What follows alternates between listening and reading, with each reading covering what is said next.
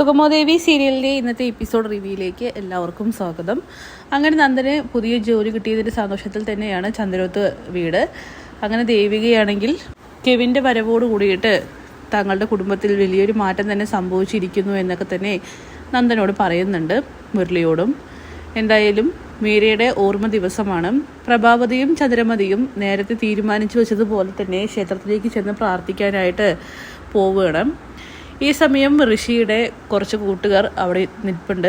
അവരാണെങ്കിൽ ചന്ദ്രമതിയെയും പ്രഭാവതിയെയും കാണുകയാണ്.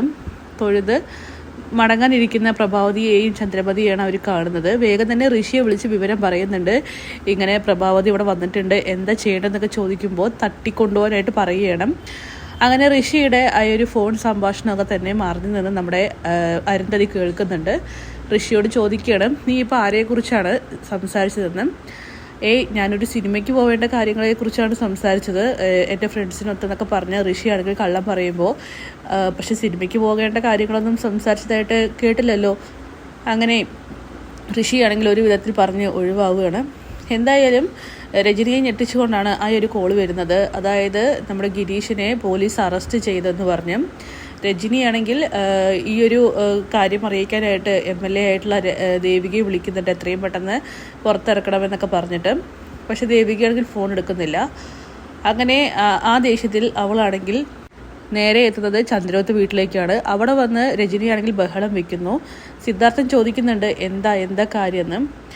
ഗിരീഷിനെ police arrest ചെയ്തു, പക്ഷേ ഞാനത് പറയാനായിട്ട് എല്ലാവരെയും വിളിച്ചു, ആ ദേവികയെയും വിളിച്ചു. അവളുടെ സ്വാധീനം ഉപയോഗിച്ച് ഗിരീഷിനെ പുറത്തേക്ക് ഇറക്കാമെന്ന് ഞാൻ വിചാരിച്ചു, പക്ഷേ അവൾ ഫോൺ പോലും എടുത്തില്ല എന്നൊക്കെ പറയുമ്പോൾ ആരും തന്നെ ഭാവമാറ്റമില്ലാതെ അങ്ങനെ ഇരിക്കണം.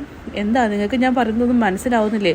ഗിരി എന്തിനാ അറസ്റ്റ് ചെയ്തെന്നും അവനെ പുറത്തിറക്കേണ്ട ഉത്തരവാദിത്തം നമുക്കറിയാമെന്നൊക്കെ ചോദിക്കുമ്പോൾ അതിന് അവനെ പുറത്തിറക്കി കഴിഞ്ഞല്ലോ. ആര്? ദേവിക.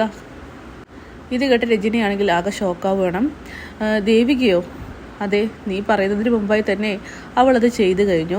അങ്ങനെ ദേവിക പോലീസ് സ്റ്റേഷനിലേക്ക് പോയതും ഗിരിയെ എന്തിനാണ് അറസ്റ്റ് ചെയ്തത് എന്നുള്ള കാര്യങ്ങളൊക്കെ തന്നെ സിദ്ധാർത്ഥം പറഞ്ഞു കൊടുക്കുന്നുണ്ട്. അതായത് പ്രഭാവതിയും നമ്മുടെ ചന്ദ്രമതിയും തിരിച്ച് ക്ഷേത്രത്തിൽ നിന്നും ഇറങ്ങാൻ നിൽക്കുന്ന സമയത്താണ് ഋഷിയും സംഘവും അവരെ ആക്രമിക്കാനായിട്ട് പാഞ്ഞെടുക്കുന്നത്. ഋഷി പ്രഭാവതിയോട് പറയുന്നുണ്ട്, നിങ്ങളെ ഞാൻ വെറുതെ വിടാൻ പോകുന്നില്ല, ഇന്നത്തോടു കൂടിയിട്ട് നിങ്ങളുടെ അവസാനമാണെന്ന്. നിനക്ക് എന്താ വേണ്ടതെന്ന് ചന്ദ്രമതിയും പ്രഭാവതിയും അവനോട് ചോദിക്കുന്നുണ്ട്. ഈ സമയം ഋഷി പറയുന്നുണ്ട്, എനിക്ക് വേണ്ടത് ഈ നിൽക്കുന്ന പ്രഭാവതിയുടെ ജീവനാണ്. ഇവരെ ഞാനങ്ങ് പരലോകത്തേക്ക് പറഞ്ഞയക്കുമെന്നൊക്കെ പറയുകയാണ്.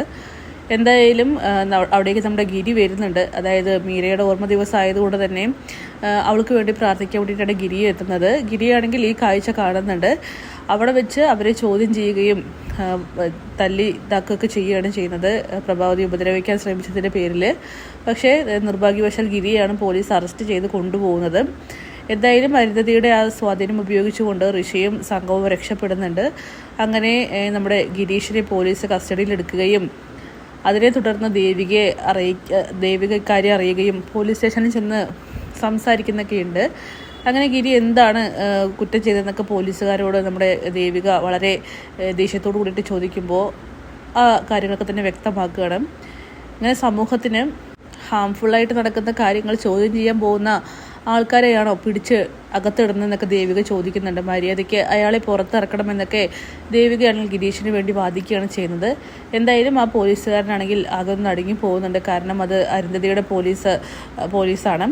അങ്ങനെ ഗിരീഷിനെ പുറത്തിറക്കി കൊണ്ടുവരുന്നുണ്ട്. അപ്പോൾ ഈ ഒരു കഥയൊക്കെ കേട്ടിട്ട് നമ്മുടെ രജനിയാണെങ്കിൽ ദേവികയെ കുറ്റപ്പെടുത്തിയതിൽ വളരെയധികം വിഷമത്തോടു കൂടിയിട്ട് അവളോട് മാപ്പൊക്കെ ചോദിക്കുന്നുണ്ട്. എന്തായാലും ദേവികയുടെ ആ ഒരു നന്മ അതോടു കൂടിയിട്ട് നമ്മുടെ രജനി മനസ്സിലാക്കുകയാണ് ചെയ്യുന്നത്.